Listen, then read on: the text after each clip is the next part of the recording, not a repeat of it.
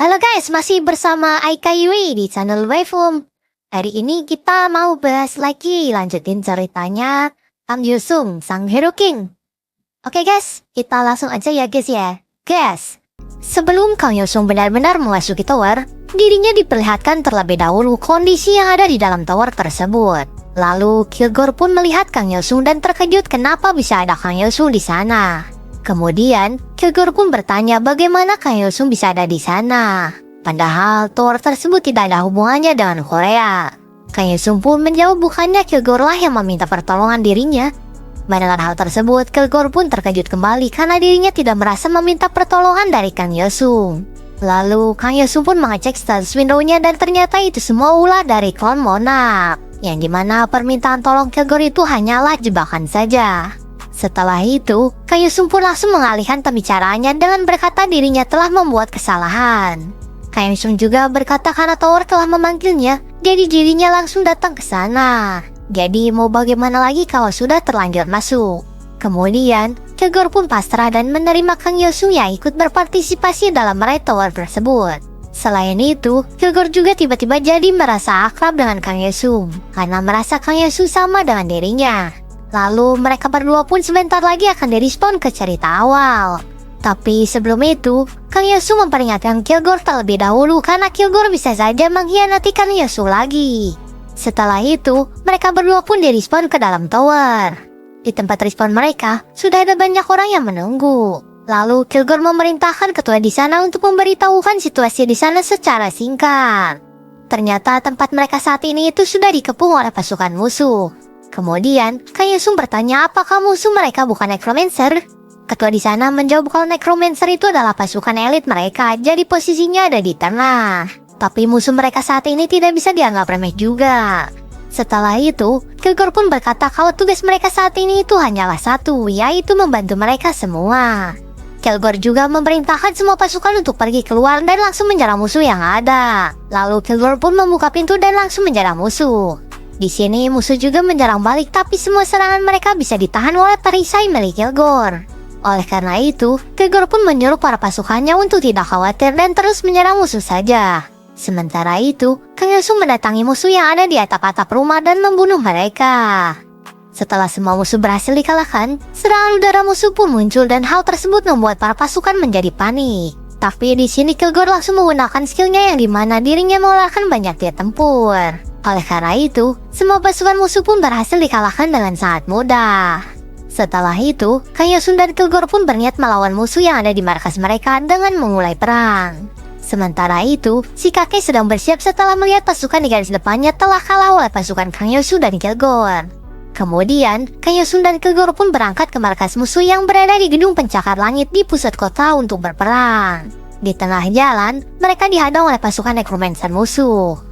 Kang Yusung memerintahkan pasukannya untuk menyerahkan hal tersebut kepada Kang Yusung, dan Kilgore memerintahkan pasukannya untuk mengambil jalan memutar menuju markas musuh. Lalu necromancer musuh mengeluarkan zombie yang merupakan tawanan.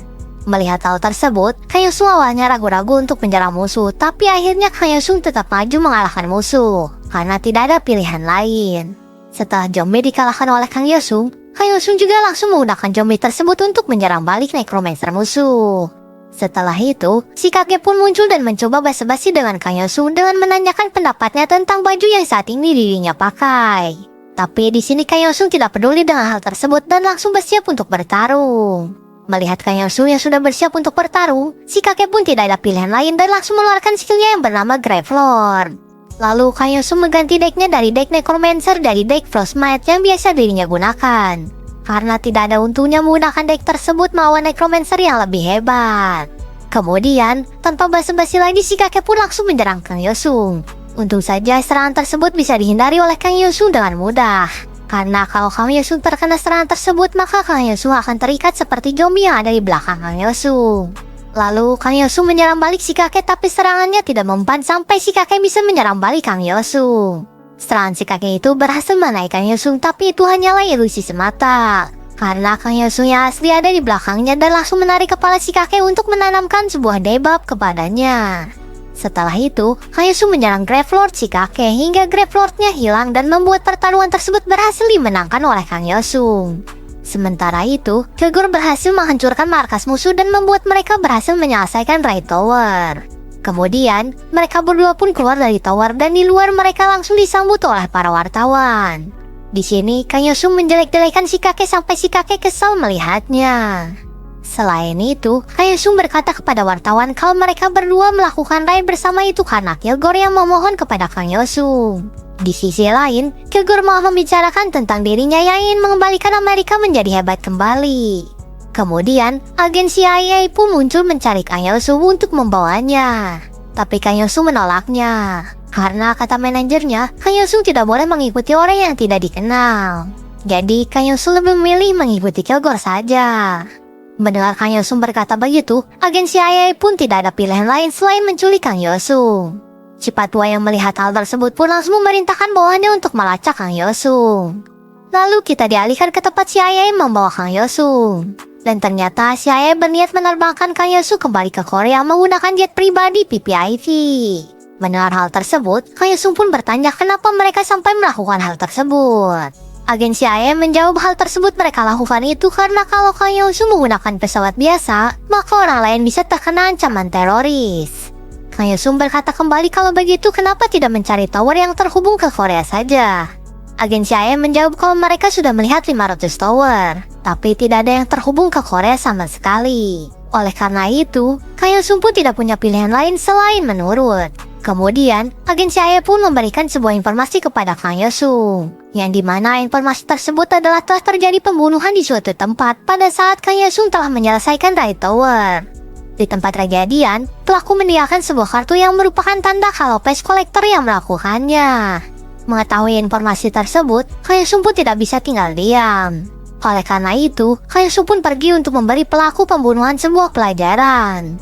Sementara itu, saat ini si pest collector baru saja membunuh seorang wanita dan mengambil wajahnya, supaya dirinya bisa menyamar jadi wanita tersebut. Bukan hanya muka dan tubuhnya saja, bahkan sampai suaranya juga bisa ditiru kalau wajah dari korban berhasil didapatkan. Di dunia ini, semua orang bisa dengan sengaja tidak mengenakan perlengkapan atau skill apapun. Dan di papan peringkat, ada player yang menyembunyikan nama mereka supaya identitas mereka tidak diketahui. Player tersebut dikenal sebagai Deep Sea. Mereka juga biasanya merupakan agen dari agensi intelijen, atau pasukan yang dikembangkan secara rahasia di negara yang memang harus menyembunyikan identitas mereka.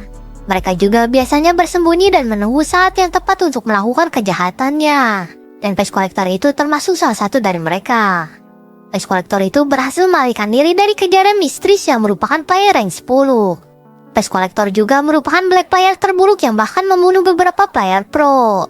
Di sini, Kang Yosung berpikir kalau dirinya tahu akan bertemu dengan pest collector, seharusnya dirinya mendengarkan mistis lebih detail. Kelihatannya sejak awal Kang Yosung dipanggil ke tower yang terhubung ke Amerika itu memang untuk menangkap pest collector juga. Kemudian, Kang Yosung pun sampai di lokasi kejadian pembunuhan. Setelah sampai, Kang Yosung pun tidak mengerti kenapa dirinya harus datang ke tempat kejadian dan bukan ke tempat si pest collector berada. Ternyata Kang Yosung dibawa ke sana itu untuk menunjukkan penggunaan skill menirunya. Selain itu, Kang Yosung juga ternyata telah dijebak untuk masuk ke dalam sana. Tapi hal tersebut tidak membuat Kang Yosung panik dan bersiap untuk bertarung. Lalu Kang Yosung pun menyerang musuh yang ada di hadapannya, tapi tak ada satupun yang berhasil dikalahkan karena lebih kuat dari duluan. Setelah itu, musuh pun menggunakan sebuah skill barrier subspace yang membuat mereka seperti berpindah ke area duel. Kemudian, musuh pun mulai menyerang Kang Yosung. Tapi dengan kekuatan yang dimiliki Kang Yosung, dirinya bisa mengatasi semuanya dengan sangat mudah. Lalu musuh pun mulai membual tentang dirinya ingin melihat dunia berakhir. Musuh juga berkata kalau mereka merindukan momen mengerikan yang terjadi di season 1. Tapi itu bukanlah alasan mereka berniat membunuh Kang Yosung. Tapi alasannya sebenarnya itu adalah mereka ingin membuat dunia tanpa adanya Kang Yosung. Jika Kang Yosung sudah tidak ada, maka Hero King baru pastinya akan bangkit menggantikan Kang Yosung. Itulah yang mereka inginkan. Kemudian, Kang Yosung pun berkata jika musuh berpikir dunia akan baik-baik saja tanpa dirinya, maka itu salah besar. Karena di seluruh alam semesta, cuma dirinya lah yang bisa jadi Hero King.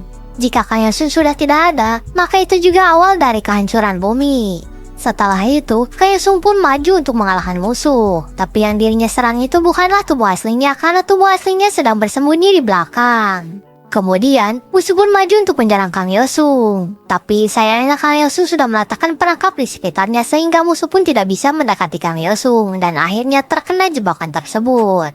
Setelah musuh tidak bisa bergerak lagi karena terkena perangkap Kang Yosung pun tidak membuang-buang waktu lagi dan langsung membunuhnya. Di sisi lain, pasukan keamanan Amerika pun datang ke tempat Kang Yosung. Mereka juga datang bersama Kilgore. Lalu Kilgore meminta Kang Yosung untuk menjelaskan semuanya kepada dirinya. Kang Yosung menjawab kalau dirinya dijebak oleh musuh. Si pes kolektor juga kebetulan ada di sana, jadi Kang Yosung pun memutuskan mengirim pes kolektor ke akhirat. Di sini Kilgore mendapat laporan dari agen CIA kalau Kang Yosung yang menggunakan barrier. Tapi Kang Yosung pun langsung meluruskan hal tersebut kalau dirinya lah yang dijebak ke dalam barrier. Kang Yosung juga merasa kalau mereka semua sudah kelewatan karena menuduh Kang Yosung. Oleh karena itu, Kang Yosung merasa kalau Kilgore juga terlibat dalam semua rencana musuh. Kilgore pun berkata kalau dirinya memang berniat menjebak Kang Yosung, tidak mungkin dirinya menaruh pes kolektor untuk melawan Kang Yosung. Itu tindakan bodoh sampai dirinya juga berniat menghajar orang yang menyarankan hal tersebut. Keesokan harinya, Kang Yosung pun pulang ke Korea. Di bandara, Kang Yosung sudah disambut oleh si Patua. Si Patua benar-benar khawatir dengan Kang Yosung karena telah membuat masalah. Di sisi lain, media saat ini sedang membicarakan tentang Kang Yosung yang berhasil membunuh pes kolektor. Di malam harinya, Kang Yosung sedang merenung sambil melihat gedung-gedung ditemani minuman kaleng. Kemudian, Kang Yosung pun melihat status window-nya. Kang Yosung juga berpikir sepertinya 1 bulan lagi tower tier 8 akan terbuka. Lalu, Kang Yosung pun membuka inventory-nya untuk membuka sebuah hadiah. Yang ternyata itu adalah sebuah cincin yang menambah strength Kang Yosung sebanyak 100. Selain itu, Kang Yosung juga berniat membuka cardpack acaknya. Tapi sayangnya dari cardpack tersebut, Kang Yosung hanya mendapatkan common card saja. Lalu Kang Yosung pun melihat detail tentang kekuatan yang saat ini dirinya miliki. Dan Kang Yosung menyadari sesuatu yang luar biasa, yaitu skill debuff yang bisa di-stack sampai maksimal. 2 hari kemudian, berita tentang penjahat bernama Wahwa pun muncul. Semua orang yang melihat berita tersebut langsung mengira kalau penjahat tersebut adalah Kang Yosung. Bahkan kepala asosiasi pun merasakan hal yang sama. Setelah itu, suatu kelompok bernama Grim Reaper pun muncul di tempat masuknya tower penjahat Wahwa beraksi. Tanpa basa-basi, 1 orang kelompok tersebut pun langsung memasuki tower dengan niatan menangkap penjahat tersebut. Ketika dirinya sudah masuk ke dalam tower, penjahat pun berkata sudah lama tidak bertemu. Dan hal tersebut membuat anggota Grim Reaper menyadari kalau penjahat tersebut adalah Kang Yosung. Ternyata benar penjahat tersebut adalah Kang Yosung yang menyamar. Karena penyamarannya sudah terbongkar, Kang Yosung pun tanpa segan langsung mengalahkan orang tersebut dalam sekali serang. Dan membuat mereka langsung keluar dari tower. Melihat Kang Yosung keluar dari tower, anggota yang lainnya pun kaget. Sementara itu, orang yang tadi dikalahkan Kang Yosung berkata kalau Kang Yosung itu dilarang masuk ke arena untuk melawan player yang bawah. Tapi di sini Kang Yosung masih bersikeras ingin masuk ke arena juga. Oleh karena itu, Kang Yosung pun berkata kalau mereka bisa menghentikannya maka dirinya akan berhenti. Mendengar provokasi Kang Yosung, tim Grim Reaper pun langsung berniat melawan Kang Yosung untuk menghentikannya. Tapi akhirnya tidak ada 1 orang pun yang berhasil menghentikan Kang Yosung. Setelah itu, Kang Yosung pun pulang ke rumahnya dan melihat hadiah yang dirinya dapatkan tadi. Tapi tiba-tiba Kang Yosung pun dipindahkan ke sebuah dimensi yang ternyata Kang Yosung itu dipindahkan ke tempat para monark berkumpul. Tempat tersebut bernama Throne of the End. Tanpa basa-basi, Kang Yosung pun langsung bertanya apa tujuan mereka memanggil Kang Yosung ke sana. Mungkin cukup sekian untuk video kali ini. Kita akan bertemu lagi di video selanjutnya untuk lanjutan dari kisah Kang Yosung sang Hero King. Kalian penasaran kenapa tujuan para monark memanggil Kang Yosung ke tempat mereka? Kita nantikan saja kelanjutannya di video selanjutnya. See you in the next video. Bye-bye.